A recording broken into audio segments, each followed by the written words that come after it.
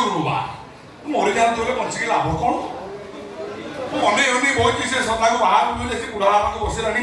ତୋର କିଛି ଚିନ୍ତା ନାହିଁ ଟିକେ ନା ନା ଏଇ ଜୀବନ ରଖିବାକୁ ଲାଭ ନାହିଁ। ଅପା ଏ ଅପା ମତେ କ'ଣ ମୋ ଘରେ ମୁଁ କିଛି କରେଇ ଦେବୁ ନା କ'ଣ? ସବୁବେଳେ ସକାଳେ ସନ୍ଧ୍ୟା ଆସି ଖାଲି ଅପା ଅପା କାହିଁକି ତୁ ଏମିତି ହଉଛୁ କହିଲୁ? ଏଇଟା ଅନେଇଲୁ ତୋ ମୁଣ୍ଡ ଛୁଇଁକିରି କହୁଛି ଆଜିଠୁ ଆଉ ମୋ ମୁହଁରୁ ତୁ ଅପା ଡାକ ଶୁଣିପାରିବୁନି। ଆରେ କାହିଁକି? ଗୋଟେ ଜାଗା ଦେଖା ମୁଁ ମରିବି। ମରିବ?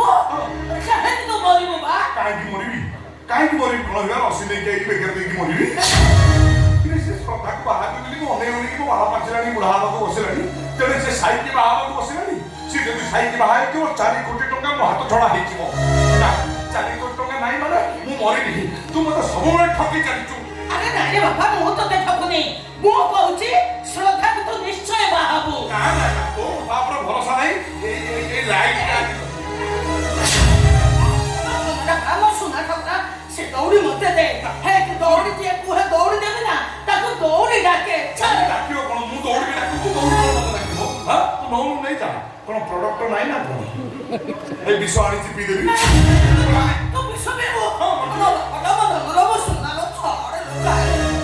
ନେଇ ଯା ପ୍ରଡକ୍ଟ ପ୍ରବଳ ଅଛି। ଯେତେ ପକଟି ସେତେ ପ୍ରଡକ୍ଟ କି କଥା। ଏ ଛୁରୀ ଆଣିଛି। ଆରେ ସେଟା କାଇଁ ଆଣିଛୁ? ଏଇ ପେଟରେ ଘୁଷିକି ମରିବି।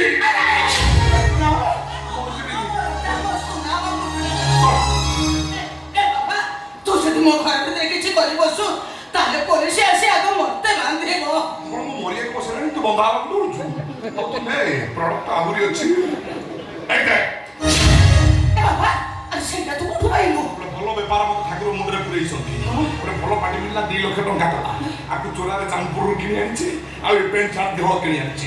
ୟାକୁ ଛଡ଼େଇବାକୁ ମୋ ପାଖକୁ ଆସିଲା ପୂର୍ବରୁ ମୁଁ କାମ ବଢ଼େଇ ଦେଇଥିଲି। ତୁ ଗୋଟେ କାମ କର ମୋ ଶବ ସତ୍କାର କରିବାର ବ୍ୟବସ୍ଥା କର।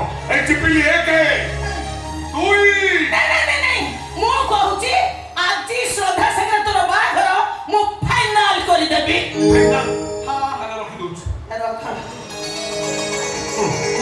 ମୁଁ ରହିବି ତୁ ଏଇଠି ମତେ ଡିସିସନଟା ଜଣେଇ ଦେବୁ ନା ଫୋନରେ ପଛରେ ଜଣେଇବୁ? ତୁ ଯା ମୁଁ ଫୋନ କରି ତତେ ଜଣେଇଦେବି। ଜଣେଇବୁ ତ? ନ ଜଣେଇଲେ ମରିବି ଫାଇନାଲ।